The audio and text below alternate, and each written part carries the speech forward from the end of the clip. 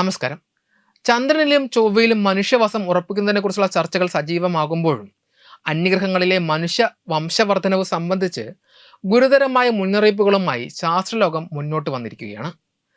Reproductive biomedicine online എന്ന ജേണലിൽ പ്രസിദ്ധീകരിച്ച പുതിയ പഠന റിപ്പോർട്ടുകൾ പ്രകാരം നിലവിലെ സാഹചര്യത്തിൽ ബഹിരാകാശത്തെ മനുഷ്യപ്രസവം അത്യന്തം അപകടകരവും അപ്രായോഗികവുമാണ്.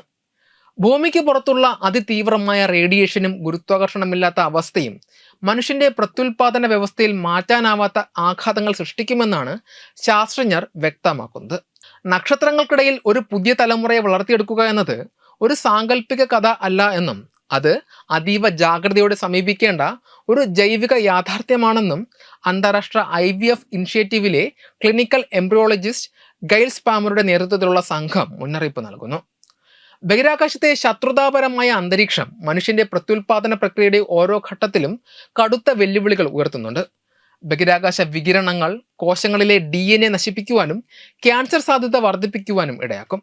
ഇത് ബീജത്തിന്റെയും അണ്ഡത്തിന്റെയും ഗുണനിലവാരത്തെ ദോഷകരമായി ബാധിക്കുകയും വരും തലമുറകളിലേക്ക് കൈമാറാവുന്ന ജനിതക വൈകല്യങ്ങൾക്ക് കാരണമാവുകയും ചെയ്തേക്കാം.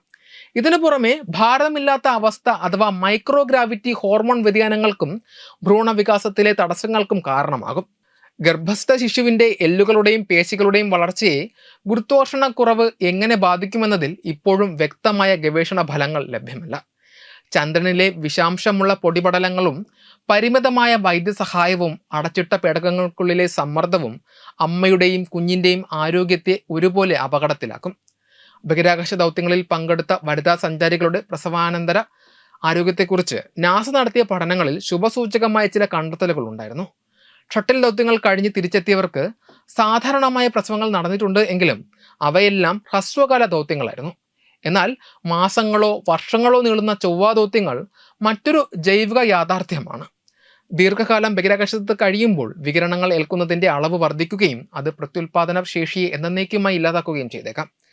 മൃഗങ്ങളിൽ നടത്തിയ പരീക്ഷണങ്ങൾ സൂചിപ്പിക്കുന്നത് ബഹിരാകാശത്തെ റേഡിയേഷൻ ആർത്തവ ചക്രത്തെ തടസ്സപ്പെടുത്താനും പ്രത്യുൽപാദന കോശങ്ങളെ നശിപ്പിക്കാനും കാരണമാകും എന്നാണ്. ബഹിരാകാശത്ത് കുടുംബങ്ങൾ ഉണ്ടാക്കുക എന്നത് കേവലം റോക്കറ്റ് സാങ്കേതിക വിദ്യയുമായി മാത്രം ബന്ധപ്പെട്ട ഒന്നല്ലെന്ന് വിദഗ്ധർ ചൂണ്ടിക്കാട്ടുന്നു. മനുഷ്യർ അവിടെ ജനിച്ചു വളരണമെങ്കിൽ വ്യക്തമായ ആഗോള നിയമ ചട്ടക്കൂടുകളും നൈതിക മാർഗനിർദ്ദേശങ്ങളും ആവശ്യമാണ്. ആധുനിക റേഡിയേഷൻ ഷീൽഡിംഗ്, ബഹിരാകാശത്തെ വൈദ്യസഹായം, അസിസ്റ്റന്റ് റീപ്രൊഡക്റ്റീവ് ടെക്നോളജി എന്നിവയിൽ വൻ മുന്നേറ്റം ഉണ്ടാകാതെ അന്യഗ്രഹ കോളനികൾ എന്നത് ഒരു സ്വപ്നമായി തന്നെ അവശേഷിക്കും. സ്വകാര്യ ശതകോടീശ്വരന്മാരും വിവിധ രാജ്യങ്ങളും ചന്ദ്രനിലേക്കും ചൊവ്വയിലേക്കും കുടിയേറാൻ തിരക്ക് കൂട്ടുമ്പോൾ അവിടെ ജനിക്കുന്ന കുഞ്ഞുങ്ങളുടെ സുരക്ഷയും അവകാശങ്ങളും സംരക്ഷിക്കപ്പെടേണ്ടതുണ്ട്.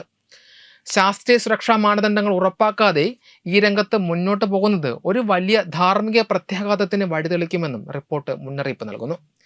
വെബ് ഡെസ്ക് തത്തുമൈ TV.